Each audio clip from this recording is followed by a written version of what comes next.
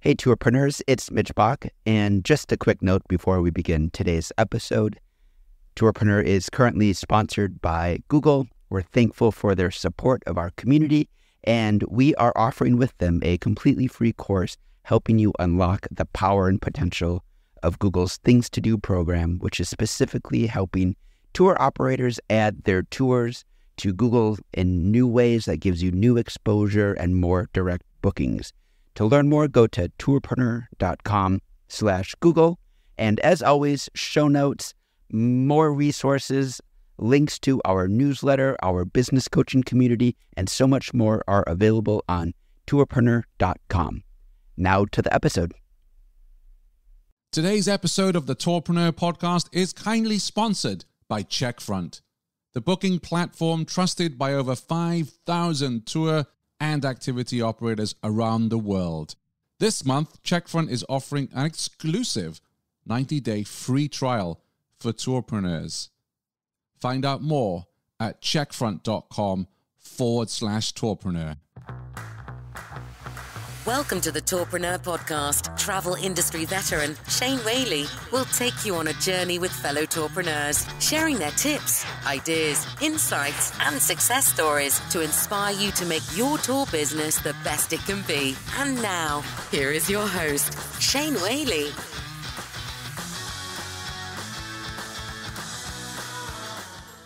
Hello and welcome to episode 116 of Tourpreneur. This is the podcast where we flatten the learning curve for tour operators around the world. Today, I wanted to have a chat with you about a question and a comment that was posted in our Facebook group and prompted quite a lot of discussion because I think the original poster really hit on something that many of us are feeling right now. And maybe many of us are a little too nervous or anxious or self-aware to really talk about. I'm going to read out the comment and question to you, and I will read out some of the replies, and I'm going to give you some of my antidotes to this as well. Now, I'm not going to use any names here. If you remember the Facebook group, it's all there for you. These are real people. But I want to kind of protect their identity on a podcast because our community is ring-fenced unless I'm given permission. And the question that came in was, how do you cope with decision fatigue and or burnout, especially if you're a one-person show? I can feel it big time right now, and it's really affecting my ability to get things done, plan, and make decisions. 6 months ago today, our country went into complete lockdown, and I feel like I've lived in a pressure cooker since then. Some people thrive on uncertainty and pressure, but that is not me. Tell me about your healthy coping mechanisms. What works for you to help you keep a clear head?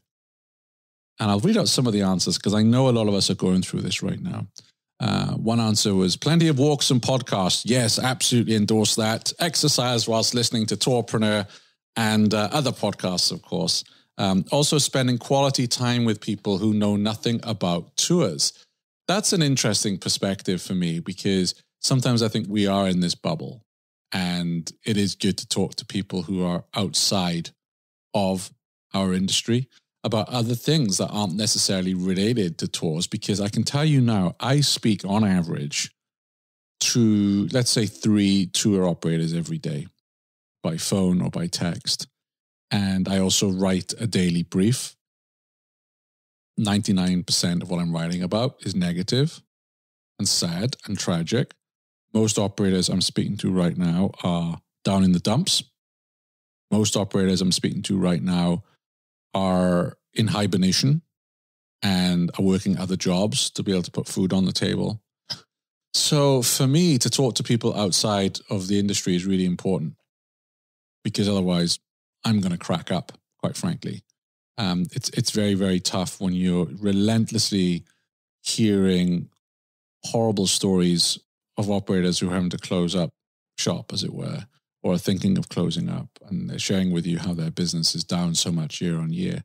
And I've always said this on Tourpreneur, I'll never sugarcoat stuff, right? That I don't do the unicorn poop thing here. We'll always be straight and honest. Another Tourpreneur wrote, I have to constantly remind myself to be gentle with myself. It has been stressing. I have spent a lot of time on social media trying to get the latest info to discuss how to move forward, etc. And that nonstop, as long as I had my phone in my hand, so I never really stopped working, basically. I had to accept that this year is lost, that it's fine if I don't study everything that can possibly help me. I think trying to regain any small bit of control isn't necessarily a good coping mechanism, because how do you draw the line when it is enough? There is always more to do, more to learn. So trying to step out of the situation, assessing the pattern, the reason behind it, and then realizing I'm not on the right path, but without blaming myself or being unnecessarily harsh, has been an eye-opener. And I went back to arts and crafts, and it's helped me to not think about everything else when I focus on what I'm crafting. So again, very important. This is really good advice. Wish I could say names, but very good advice in terms of there is this paralysis about, there are so many, someone else posted this about, I've signed up for 5 different courses and I haven't studied any of them because I have this paralysis, and I'm beating myself up daily about it. And I think, again, in this case, social media. I'm going to share with you how I'm getting out of this, or how I'm working towards getting out of this at the end of the episode. I want to read everyone else's feedback first, but I've got some tips for you on that, because social media can also be pretty toxic right now and depressing. I like the idea of having a hobby. For me, I'm learning German. I have a German class every week. I try and get an hour of that in a day, and it's something that is not related to my work here as a podcaster or a content creator, or even in travel. It's something else I can focus on. I'm trying to be a faster runner. I'm trying to work out more. And, there are things that I'm focusing on that aren't dependent on COVID, right? I challenge myself to read 4 books a week. Wow. Okay. Often I listen to motivational speeches. Sometimes I feel burnout of all the news and grab a beer. Beer is always good.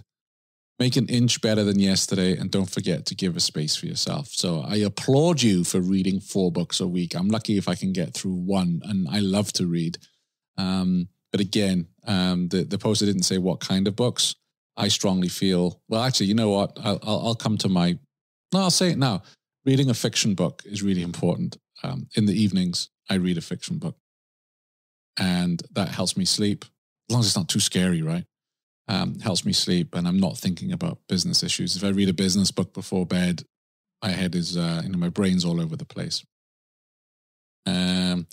Next up, I'm in the same boat, but bored and frustrated as hell. Here is my take, but it's far from rocket science, and I know you're doing this stuff anyway. Think positive, and a vaccine will come sooner rather than later. Exercise, walk, fresh air, contact with new people, short-term work, write a book, blog, company housekeeping, new skills, Canva, iMovies, digital marketing. I wish this would help, but in my case, it's damage limitation. I'm struggling and fear the next 6 months, and come April 21st, it might still be an issue. I'm going to read this guy's name out because he's pretty outspoken online, and he gives some good advice. Peter Syme. First, always remember that stress is good, not bad. It's nature's way of training us to deal with bleep. However, our society today has framed it as always bad. It gets to that point when the balance gets out of kilter. The longer you're in a stressful situation, the more it builds up, and you need to be able to release that. Otherwise, it manifests in bad ways. Those of us who thrive in chaos are not born that way. We were trained by spending a lot of time in high-stress situations. Every single person on earth can get to the point of being stressed. It is only a matter of circumstance and time. Coping mechanisms, everyone is different with this, but you have to discover what works for you. For me, for over 20 years, it was hard, excessive exercise. Last 20 years, it's been a combination of education and walking dogs.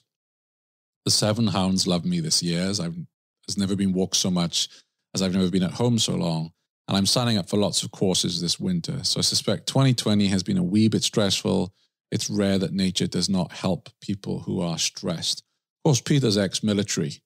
He shared that a couple of times on the show. So, Peter does, the military trains you how to deal with stress and these boiling point situations. So he's taken his military training to help him get through this. He's also a voracious learner, is Peter. He's always sending me different courses that he's on or books that he's on.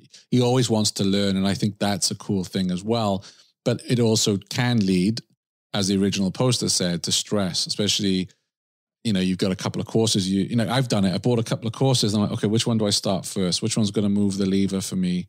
I picked up, I signed up for something I wanted to do as a teenager, which is the National Council for the Training of Journalists course, Foundational Certificate in Journalism. I wanted to do that when I was 18.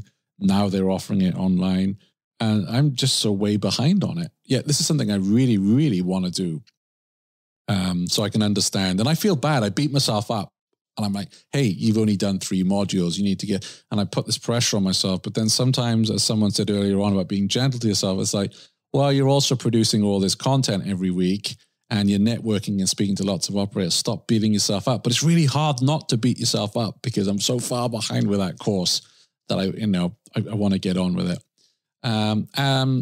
Another poster said, stress and that feeling of immense pressure can be awful, especially when we see no clear way out as we are now under the pandemic. But I agree with the other poster. Stress is nature's way of getting us ready for a change, fight, action, etc., and should be embraced and managed. This poster also gives a TED Talk link transcript of how to make stress your friend. I will add that to today's show notes. Another operator said, I'm excited about new projects and figuring out solutions. I remember that everything I do affects our guests. Helping them motivates me. I hear you. I myself, as a solo operator, have been enduring a rough ride. I have to speak to my stress and anxieties as third person to take a hike and leave me alone. For me, it's about getting out in nature, watching wildlife and birds and photography. I acknowledge that I'm incredibly lucky that where I am, we have 0 COVID cases, which means we have some freedoms not afforded to others around the world.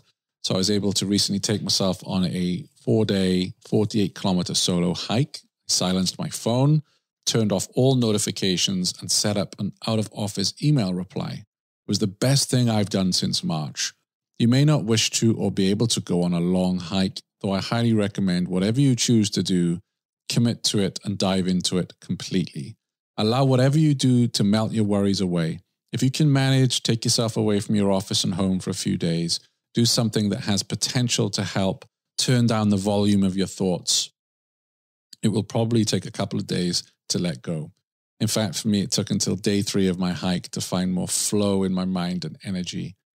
Return to work with a new energy and refresh mind. It's not a cure-all solution, and I had lots of work waiting for me to return. In fact, I've been feeling overwhelmed by some of what I need to get done. But I have paused many times to reflect on those calming moments that I enjoyed during my hike. Most of all, be kind to yourself. It's perfectly okay to not be okay. Great that you've reached out, and I hope you feel better soon. Fantastic advice. I know we can't all do that, right? I know we can't all just pack up and go away for a week. We have kids and family commitments, and some of us just can't travel right now. My hometown, Swansea in the UK, is under lockdown, can you believe? Incredible. But maybe if you're at home, switch off your social media for a week. Switch off the computer for a week. Pull out those DVDs that you've been meaning to watch and you don't get around to, or those series on Netflix, or those books you bought that you haven't got around to. I really agree with this poster's advice that sometimes you do just need a week away from it all and to clear your mind, and don't watch the news, right? Another person said, one thing I find is that it helps to get up with a positive mindset. A lot of times the day can seem onerous if we consider all we must do when we first get up or even halfway through the day. I make it a point to have a few moments to chill and avoid don't statements. Instead, get a few things done early, then no matter what happens the rest of the day, I've already accomplished those things. Again, really good advice. I'm a big fan of tackling, I think Brian Tracy called it, eat the frog. I try and tackle my biggest challenges first thing in the morning. So for me, just the way I am, I'm overweight, I'm trying to lose weight. I'm in the gym first thing, because I know if I don't go in there, something is going to derail me in getting in the gym that day. It could also be, I write the daily brief. I write it the night before, and in the morning I have to go through the news to make sure that I haven't missed anything, or rewrite some comments or add some new stories. That has to be done first thing. And I will also try and attack my biggest challenges first thing in the morning. So that means when the afternoon comes, I'm a lot happier because I know I got that big interview out of the way, or I got that research for the interview out of the way, or I've appeared on another podcast and I always try and book an early slot for that. In the afternoon, I can spend time on reflecting. There's a few links people are sharing here, and I'm going to put these into the show notes, which will be at tourpreneur.com/116. This is a great podcast episode that helped me understand where we are right now in this pandemic. If we can identify and label something, it helps us understand and cope with it. We are in day 2, so I'll add that podcast with Brené Brown, or Brené Brown, or Brené Brown, I'm not sure. Another poster writes, this article may be worth reading. Manage your energy, not your time, from Harvard Business Review. I have a print of it, and I hope it's the full article displayed here because it's a great resource. So I'll also link to that one in the show notes. Thank you for this. I'm solo too, and I've been running around trying to do big things like the big tour companies. It's just not feasible. I will do some art and prepare for next year. So that's another operator who's focusing on hobbies in this downtime. I had a very low couple of months a while back and realized that it was the lack of control and uncertainty that troubled me the most. I offer hiking tours in France, Italy, and Switzerland. I've since decided to assume the worst case scenario that I'll have no tours in 2021, though I'm ready and willing to accept bookings, since I can't control what's going to happen. Instead, I've been focusing on generating revenue in ways that I have more control over. This has been a huge weight off my shoulders. It's easier for me in the sense that I started as a travel blogger, so I have that skill set, but still it isn't easy because it's given me tremendous relief knowing that no matter what happens in 2021, I'll be in a better position, and that sense of control has been really empowering. I'm back to being a solopreneur, another listener writes, and I felt the same way. I've been strongly relying on my wellness tools, meditation, journaling, movement, getting out in nature. I've done a digital detox, love that word, multiple times since the pandemic began. Social media and the news can have such damaging effects on us that disengaging from it, even for 2 days at a time, can drastically reduce your stress levels and give you space to think. But the biggest help for me pre and during this time has been my business coach and my life coach, having someone whose job it is to coach entrepreneurs who can see a bigger picture, who can hold your hand and help you think in small, manageable steps has been key. When we're so wrapped up in it, it's hard to see a way through sometimes. Sending you love and support. You will get through this and come out stronger. Just remember to take care of yourself first so that you can have a business later. Love the advice on social media here, and also love the advice of mentors and coaches. I just worry that there are a lot of jackals out there, right? A lot of empty suits who are masquerading as coaches and they're actually not, and they're not very good. So just make sure if you do hire someone, do your due diligence, ask in the group. Group's a fantastic place. Same with courses. I get feedback all the time from listeners who've studied the various courses out there. Come and ask in the group and you will receive honest answers from peers.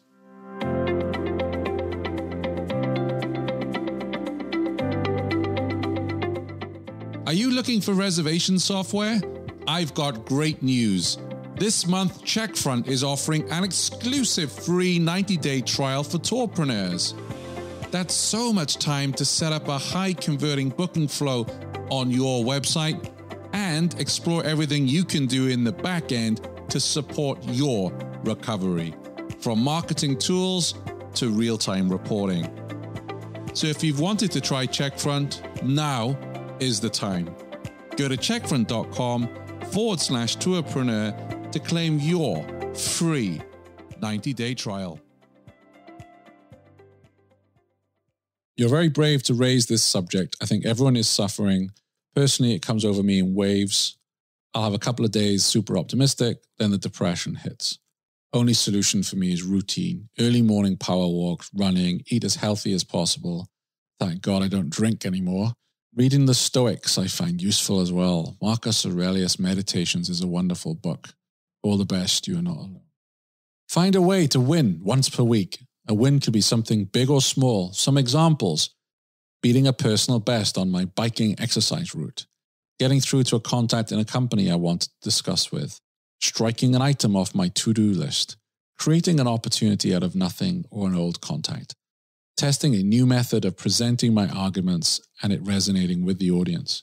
It could be an absolute bleep storm of a week, but you start to remember the wins.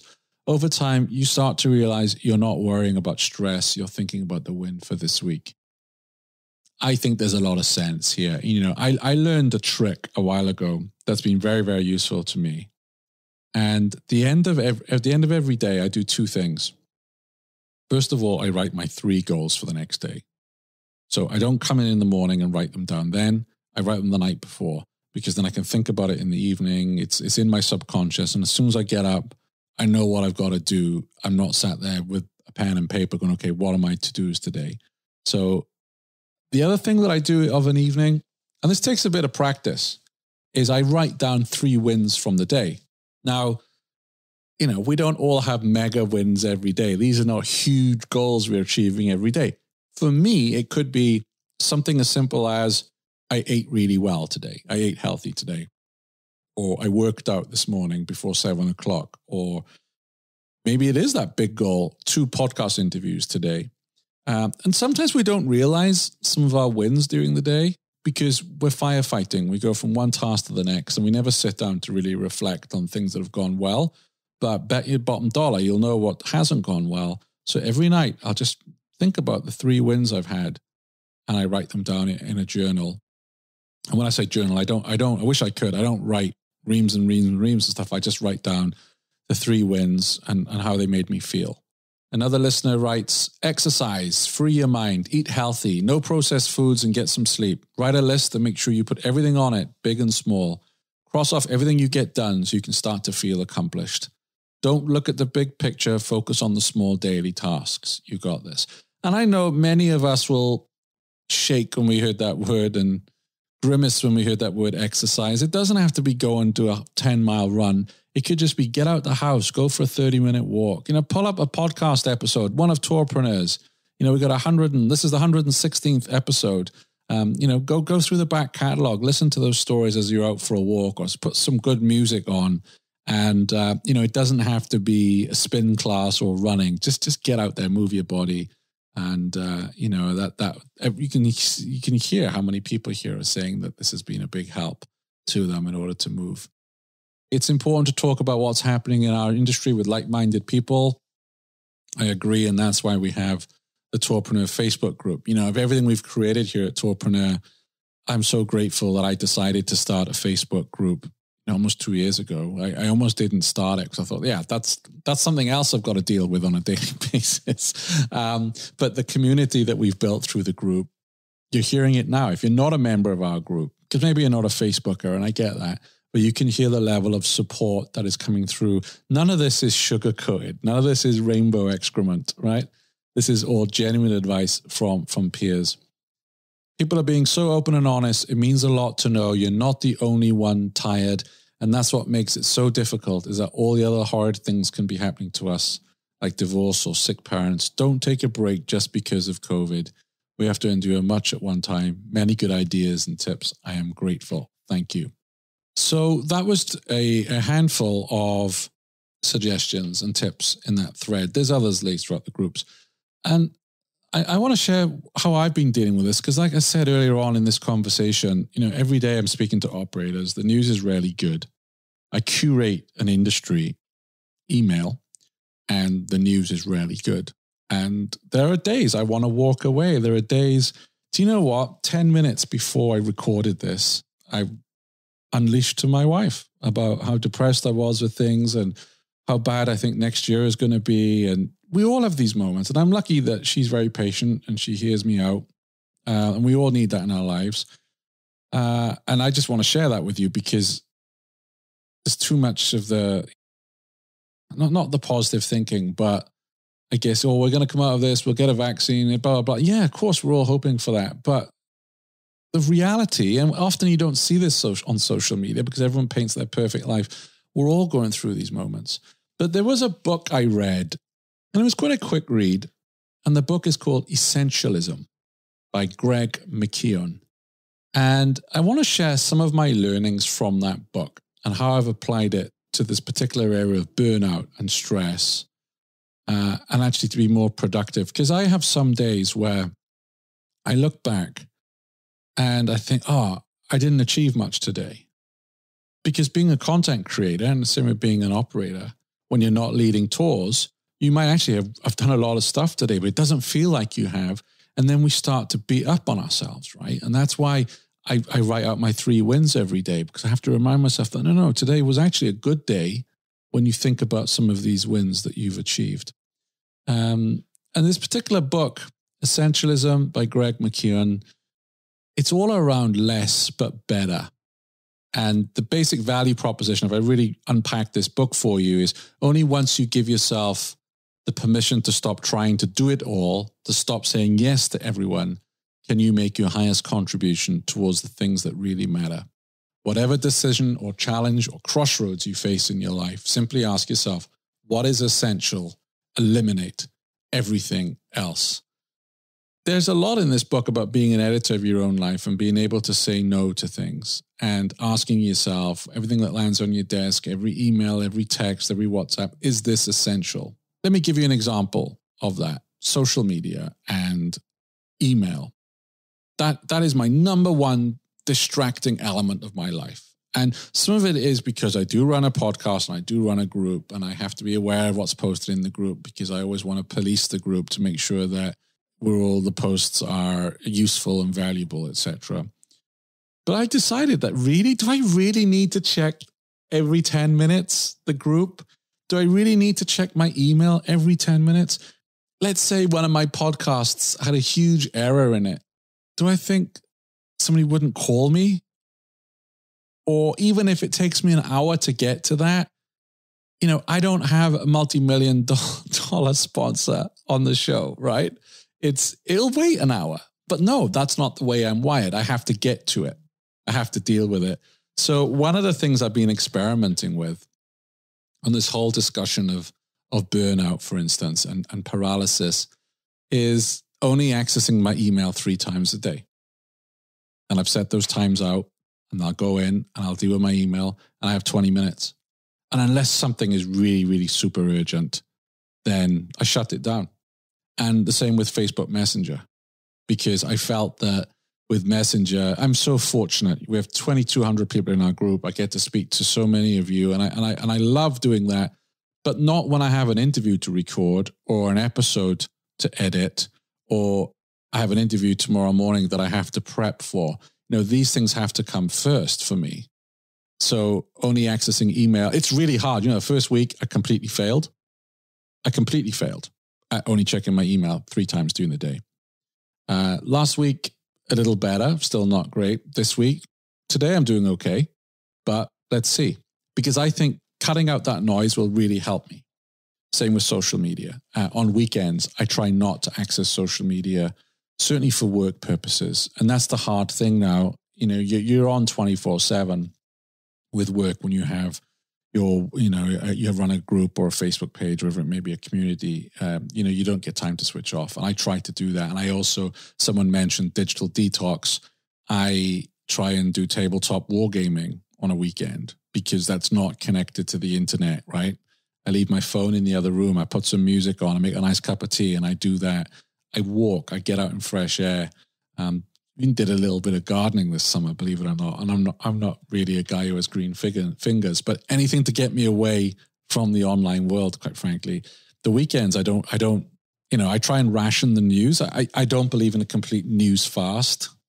I try and ration it though, and certainly on a weekend, I ration that as well. And with the emails and with social, I feel I have to reply right away. I'm not one of these people who say, okay, I'll write to them tomorrow. I'll write to them on Wednesday. It's like, I have to write back right away. And part of that is me being scared of forgetting to write back. But I have to get better with that. Every evening, as I said, I write out my 3 tasks for the next day that absolutely must be done, that have to get done in order to grow or further my business.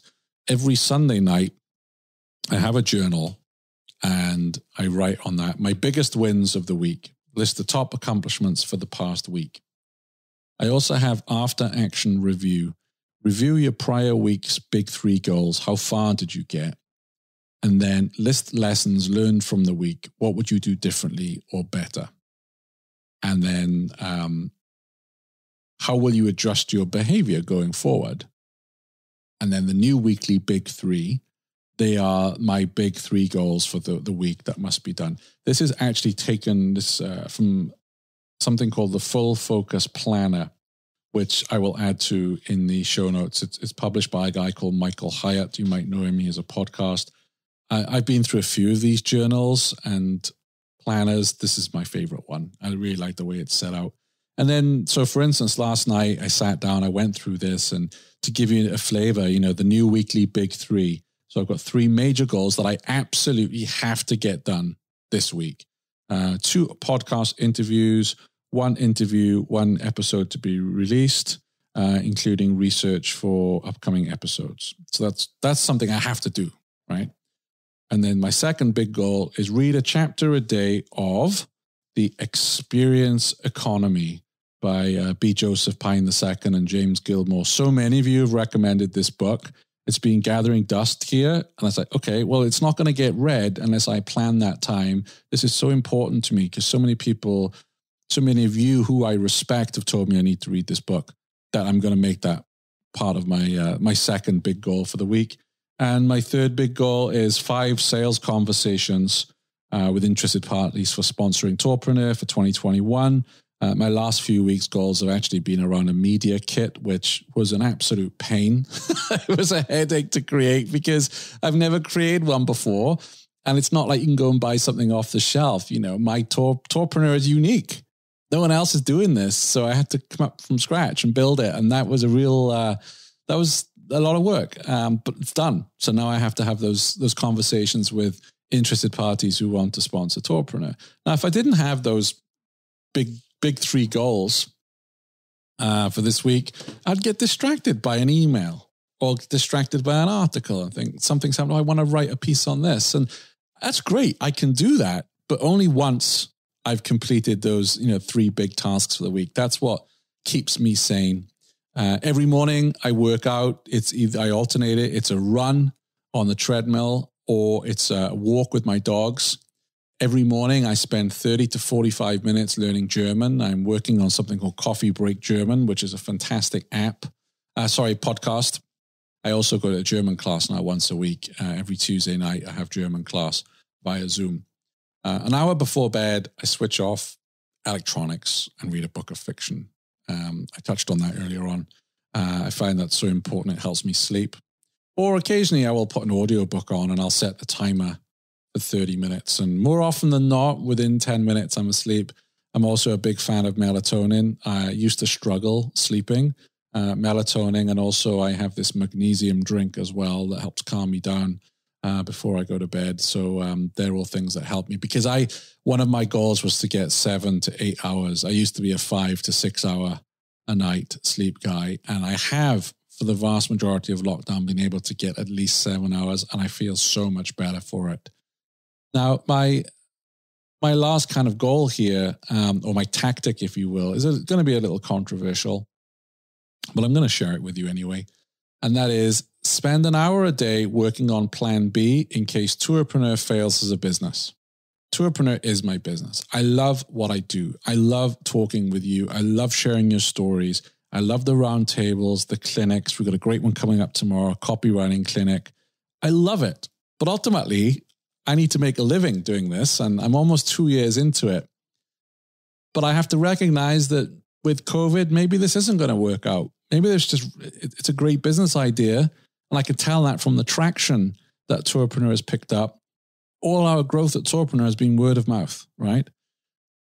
Maybe it's not going to work out, and I'm working on a plan B.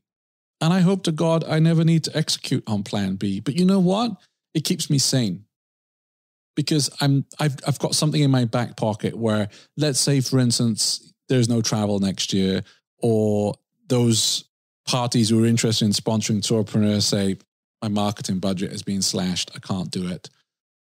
Which, will be sad. It'd be a sad day if I'd have to close down Tourpreneur. And I don't want you to get worried. I'm not saying this is going to happen tomorrow, but it may be like I can't do the daily brief, or I can only do one episode every 2 weeks if I launch a plan B, because plan B is not in travel. But I share that with you because it does keep me sane. It keeps thinking, well, I have something else if this doesn't work. And I think that's very important for all of us. This is such an important conversation. I am so grateful to the original poster who had the courage to ask this question in the group. I don't often record monologues, as you know, but I really felt this was a conversation we need to have. And if you do the Facebook thing, I recommend you come join us at tourpreneur.com/Facebook, because advice from our peers, people who know what it's like to be stood where we are right now, is worth its weight in gold. It could be the one thing that will get you through the day, get you through the week. Just this weekend, actually, I can mention his name. I'm sure you won't be upset.